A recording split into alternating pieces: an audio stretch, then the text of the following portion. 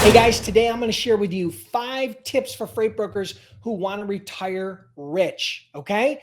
Again, for those who don't know me, my name is Dennis Brown. I've been an entrepreneur for over 25 years. I'm very blessed, did over $200 million as a freight broker. I'm also the owner of freightbrokerbootcamp.com, which is the most cost-effective and comprehensive online freight broker training program available online. Trained over 10,000 students, and we have a 60-day, 100% unconditional money-back guarantee. So the 5 tips for every freight broker who wants to retire rich. Number one is this: you have to plan your exit, but you have to plan your exit with this in mind, and that is that your business may be worth zero.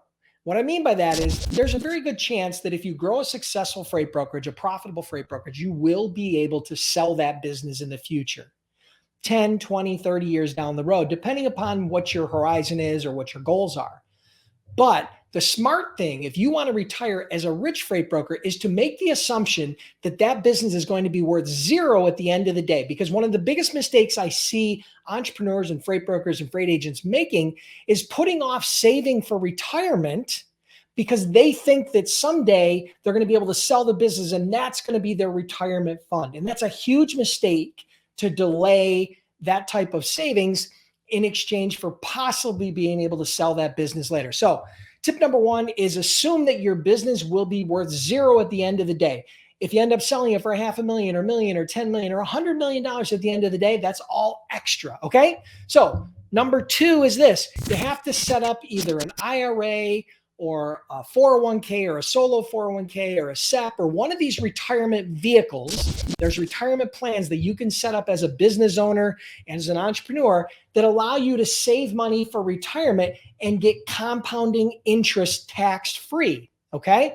So I'm not going to get into a lot of details about that, but there's things like IRAs and Roths and 401ks and solo 401ks.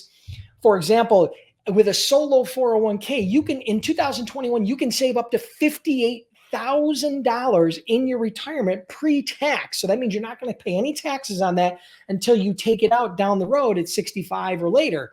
And so there's a lot of advantages to setting up these retirement plans, but you have to do it early.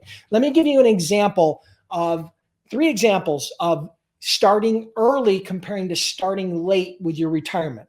If you're 22 years old, example number one, if you're 22 years old and you save $500 a month until you retire at age 65 at an 8% return on investment, you will have $2,255,844 for retirement if you start at age 22.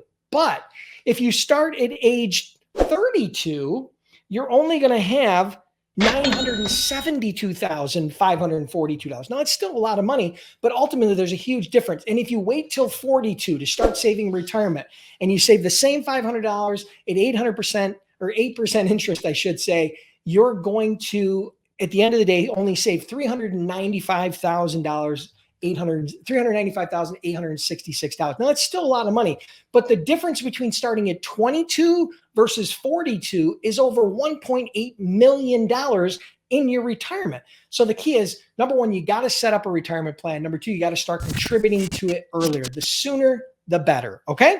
All right. So that's tip number 2.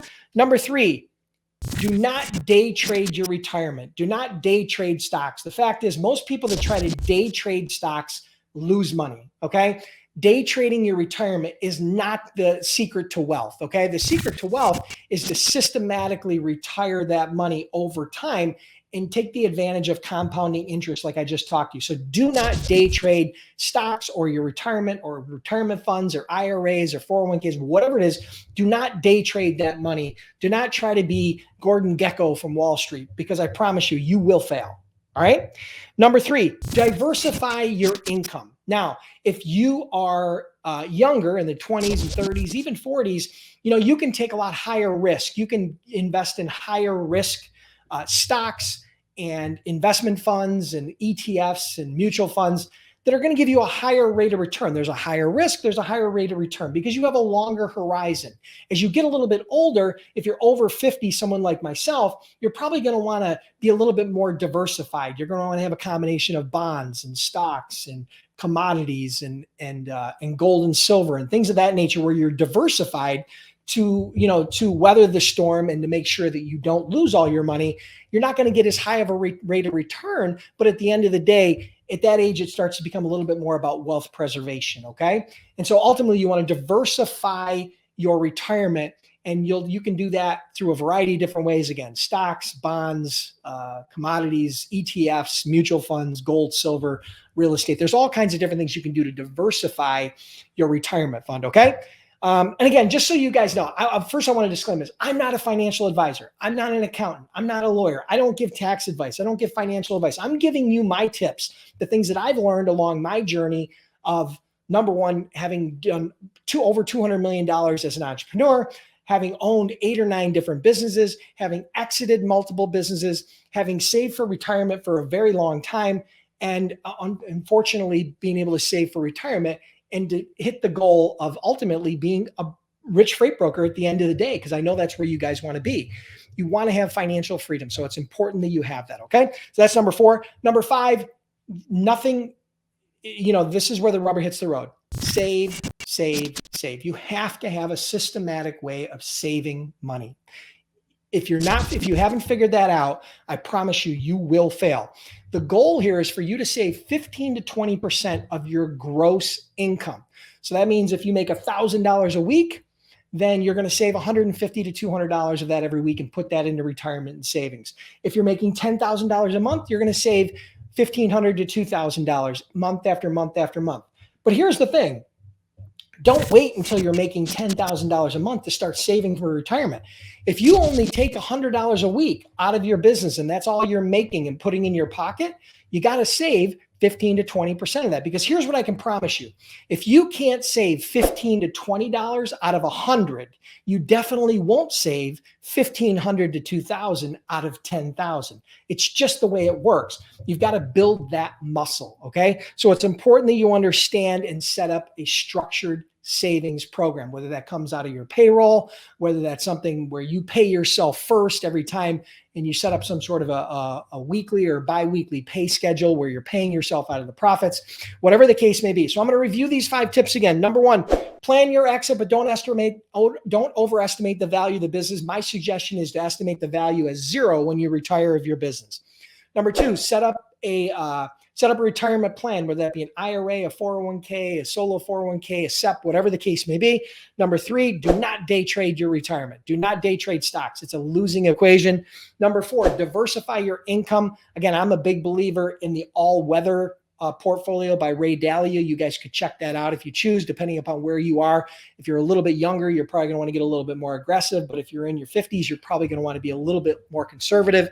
And number 5, you have to save. You have to create a way where you can save 15 to 20% of your gross income week after week, month after month, year after year. And I promise you that example that I gave you for having over $2.2 million at 22, or the example I gave you at having over 950,000 at 32, or that example I gave you of having 395,000 at 42, none of that's going to happen unless you set up a structured way to save. So I hope you guys enjoyed this. If you're curious about becoming a freight broker or freight agent, check out freightbrokerbootcamp.com. I've trained over 10,000 students. We have a 60-day, 100% unconditional money back guarantee. Check it out. If you haven't subscribed to the channel, make sure you subscribe, hit the bell so you get notified every time I release a new YouTube video. I've got over 100 videos on this channel, and I release new trainings every single week. Have an awesome day, and I'll see you next week.